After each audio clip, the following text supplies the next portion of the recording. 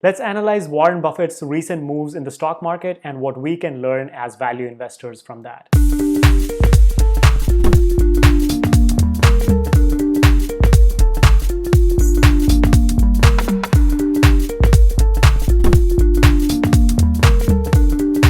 Hey guys, welcome to my channel Investing Untangled. Hope you're all doing well. On this channel I post videos about stock market research, detailed business and stock analysis, and also educational videos about stock market investment. And if this is something that interests you, then hit the subscribe button and follow my content here. In this video today, I'll discuss what moves Warren Buffett has been making in the stock market in the last 2 quarters. Warren Buffett is the CEO of Berkshire Hathaway, which is a huge holding company which wholly owns many companies and also has huge stakes in publicly traded companies in the US and elsewhere. And Warren Buffett is the best investor in the world, and learning from his moves teaches us a lot about value investing principles. It also gives us an indication of what the market in general looks like. And as value investors, we should always be looking at the 13F data, which comes out every quarter, where we can track what our favorite investors are doing. So here today, I'll be discussing what moves Berkshire Hathaway is making, what sectors they are betting on, and what Warren is buying and selling. And we can analyze these businesses and think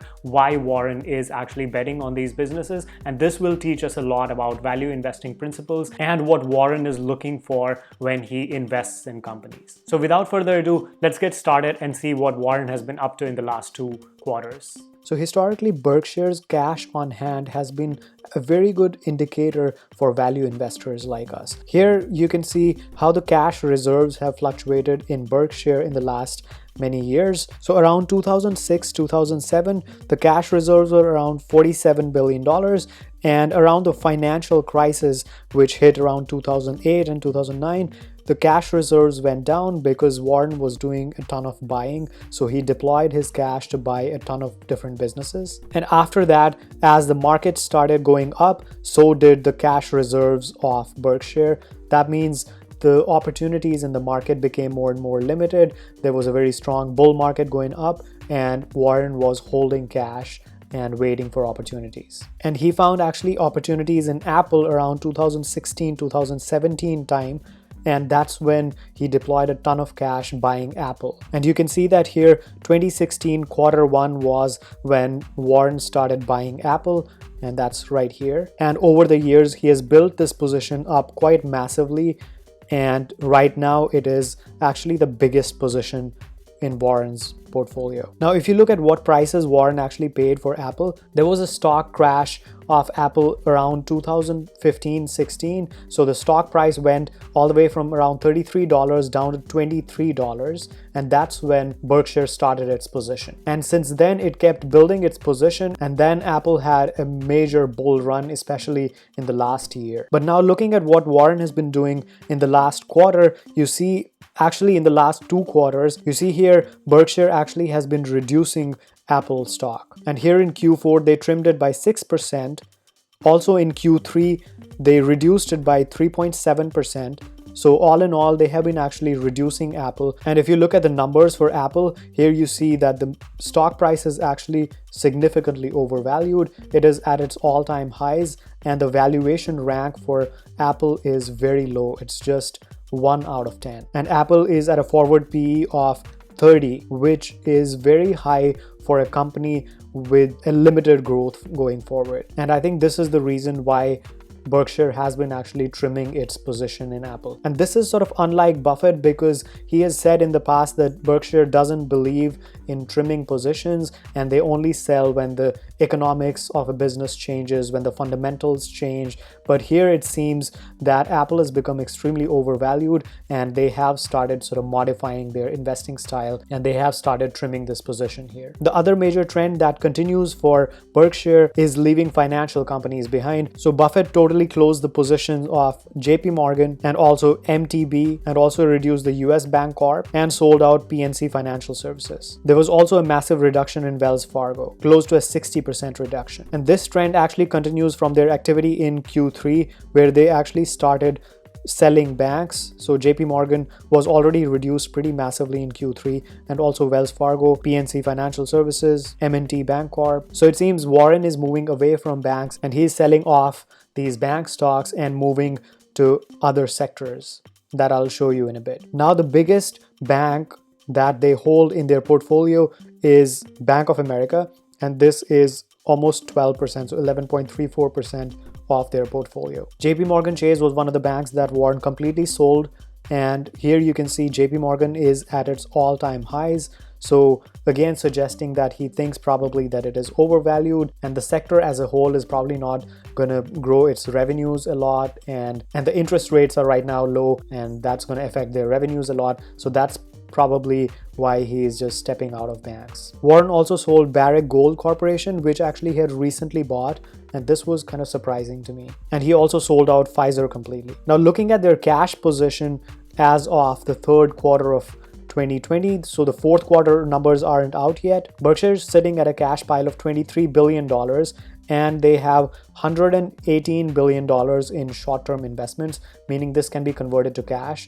readily. So all in all, it's almost $140 billion that they have in cash, or they had in cash at the end of third quarter of 2020. And that is a lot of money that is on the sideline. So clearly it doesn't seem like there are a whole lot of opportunities out there that they're finding where they can deploy all this cash. And value investors have traditionally seen Berkshire's cash positions to get an indication of the market in general and what kind of opportunities are out there. And if the cash pile of Berkshire keeps increasing, that is suggestive of the market getting into a bubble territory and the market getting more and more expensive. Now let's look at what Berkshire actually bought in the fourth quarter of 2020. So Warren seems to be pretty bullish on the pharmaceutical sector. He has been adding to his positions in pharmaceutical companies, Bristol Myers Squibb, AbbVie, Merck, and he actually started these positions in Q3 of 2020. So here you can see that these were new buys, all three of them, along with Pfizer, which surprisingly he just sold in this quarter. So he has been adding to these pharmaceutical positions, and if you look at one of the companies, for example, AbbVie, you see that it is at a price to forward earnings of 8.49.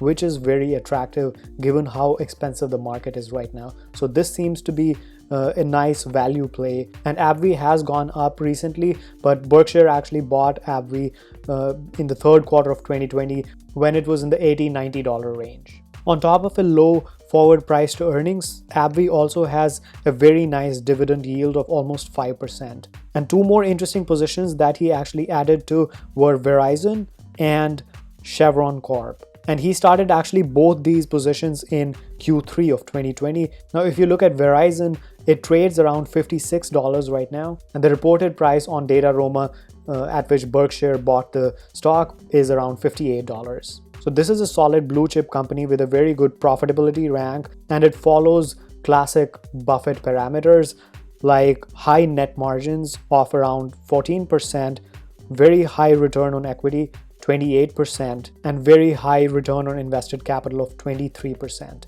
The company, in my opinion, is fairly valued, as it is also shown here on the Guru Focus page. So I don't think that it is a steal at these prices. And if you look at their valuation rank, so here you see they have 5 out of 10. So this company is at a forward PE of 11, which is very nice, and has a current ratio of 1.38, suggesting that they can easily cover for their current liabilities. Now, if you look at their financial strength, they do have quite a bit of debt, with a debt to equity ratio of 2.22, which is on the higher side. So in this regard, this is unlike other positions that Berkshire has. Warren generally likes companies which are very, very low on leverage. They do have a good interest coverage though at 6.78, and interest coverage is basically a ratio between EBIT, which is earnings before interest and taxes, and the interest expense. So you can imagine if the interest expense is low, the interest coverage is high. That means the company can easily pay off its interest expense. So the higher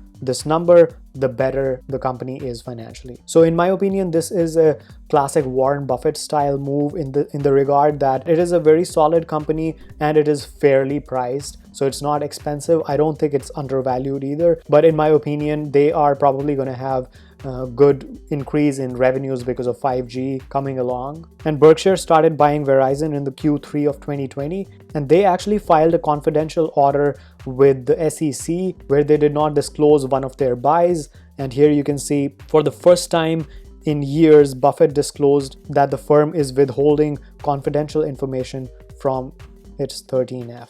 And this was Q3 of 2020. So they were actually building this position up, but they did not disclose it so that the price remains low. The other interesting investment by Berkshire was Chevron Corporation, this oil and gas company. And here also Berkshire was actually buying it in the third quarter of 2020, and the reported price is around $85. And this sector has already seen a big run up in the last few weeks. And right now the price has gone up to 95 already, and Berkshire is already in profit. And I actually thought this is also very unlike Warren Buffett, because generally he's not interested in price competitive businesses that have very high capital expenditures, and oil and gas sector is generally this sector where the capital expenditures are extremely high and these companies have price competition. But I guess the rationale was that there was such a big pent-up demand because of lockdowns and travel restrictions, and all this demand would actually trigger an increase in prices, and that will eventually increase the revenues of these oil companies. So that's probably why Berkshire bought Chevron. So the lessons that are to be learned from these investments here are that you have to be flexible in your approach. Even though Warren has said that he generally doesn't trim positions, he started doing that with Apple. He also doesn't generally go for high capex industries. He did that with Chevron. So basically, if the opportunity fits in the broader guidelines of value investing, meaning you're buying a solid company at a fair price or at an undervalued price, and your downside is minimal while the growth opportunity for the company and the sector is good, you make the investment. So this finishes the analysis. Let me know in the comments section below if you are interested in any of these sectors that Berkshire is deploying its cash in, and I'll be sure to follow up with you. If this video was informative for you, please consider leaving a like and subscribe to this channel, Investing Untangled. I'll be bringing in a lot of new videos like this and also detailed stock analysis videos. So this is pretty much all for this video, and I'll see you in my next one.